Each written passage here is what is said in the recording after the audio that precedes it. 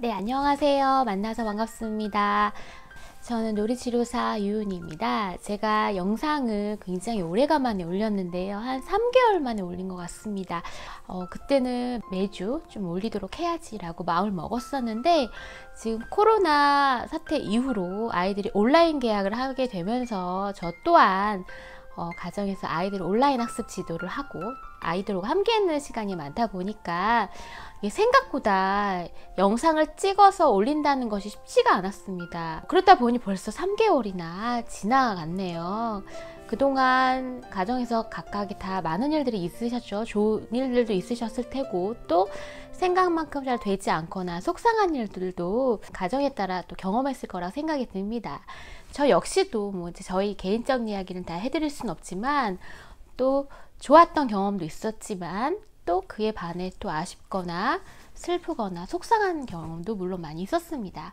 그럼에도 불구하고 그런 마음들을 인정하고 크게 영향받지 않도록 내가 하고 있는 일에 대해서 지금도 열심히 열중하고 또 노력하려는 그 자세는 잃지 않으려고 생각을 하고 있습니다.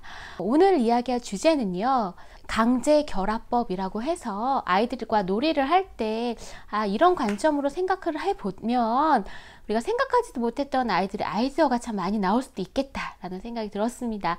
이름은 어려워요. 강제결합법.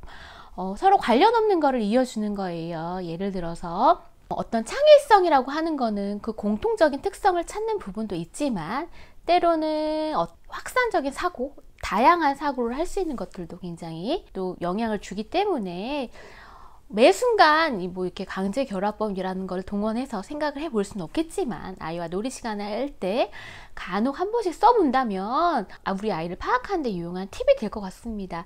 한 번은 저는 저희 아이와 이제 놀이하는 중간에 남자아이들 3명이다 보니까 레고를 무척 좋아해요. 그런데 연령에 따라서 그 수준 차이가 확연하게 드러납니다. 큰아이 같은 경우는 굉장히 어른이 할 만한 정도로 굉장히 고난이도의 레고를 척척 해 나가고 둘째 아이들은 고의 좀 중간, 막내는 아직 조금 조작도 미숙하고 조금 어려움이 있지만 누군가의 도움을 받으면 또 할 수 있는 정도예요. 그래서 레고를 가지고 같이 뭔가를 만드는 거는 수준의 차이가 있습니다. 둘째 아이에게 물어봤죠. 레고를 가지고 병원놀이를 할 수 있을까? 레고놀이와 병원놀이?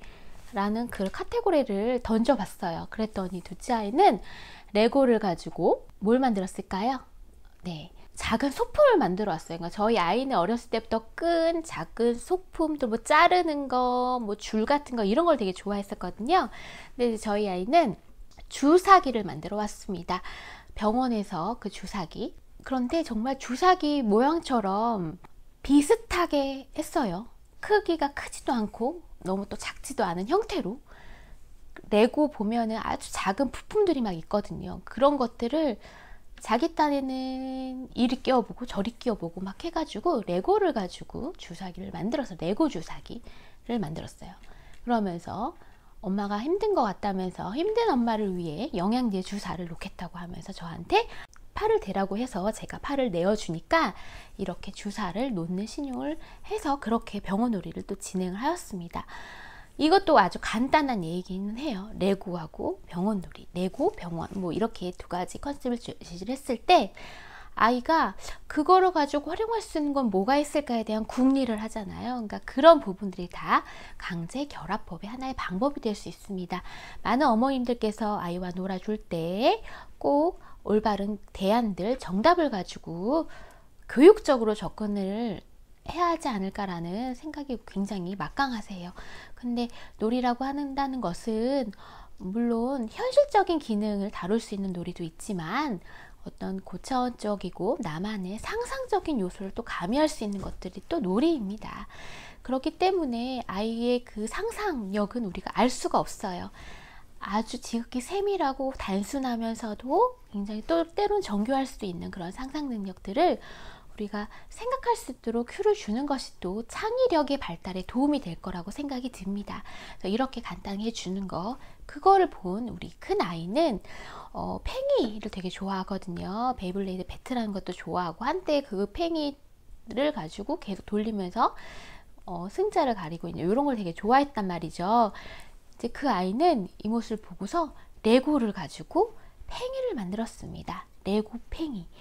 그런데 저는 상상력이 그렇게 뛰어나지 않아서 레고를 가지고 팽이를 어떻게 만들까, 정말 그 생각하는 것 자체만으로도 답이 안 나오는데, 아이들은 내가 어떤 거에 큐를 스스로 제시를 했잖아요. 그러니까 스스로 찾아가려고 하는 마음이 더 있는 것 같아요.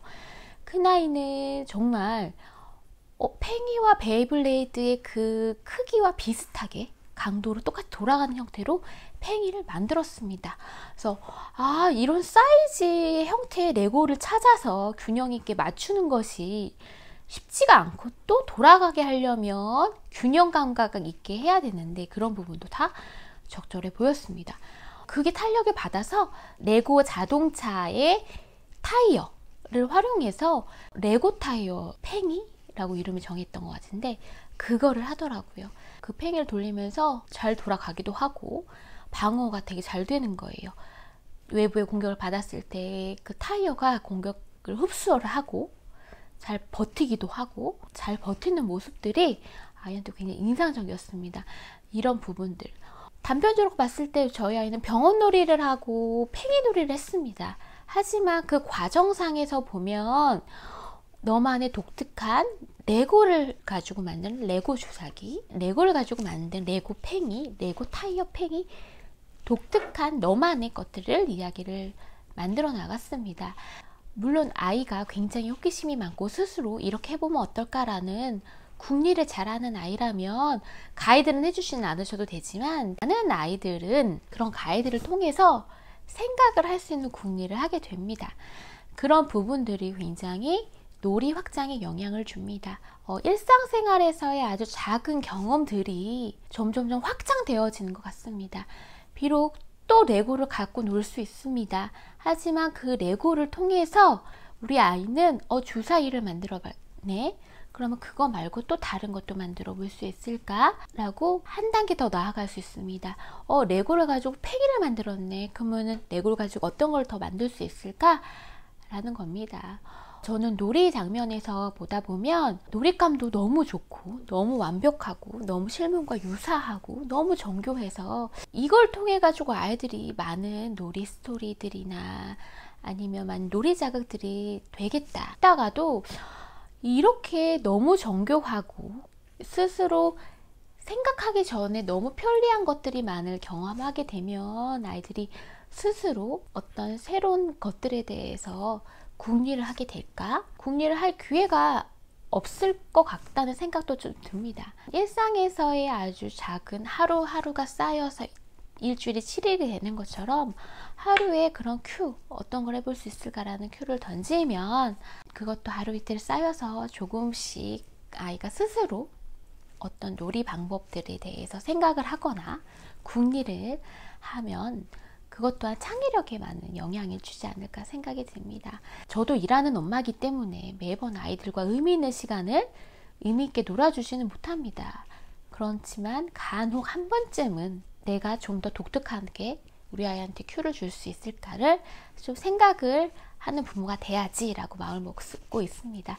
이 영상을 보시는 분들도 각각의 그 가능한 상황들에서 아이와 놀아주실 때 때로는 관련 없는 것들을 제시해 봤을 때 우리 아이들의 태도들이나 반응들을 좀 살피시면 아이와 놀아줄 때 확장하는 부분들을 조금 더 이해하고 도움이 되실 거라고 생각이 듭니다.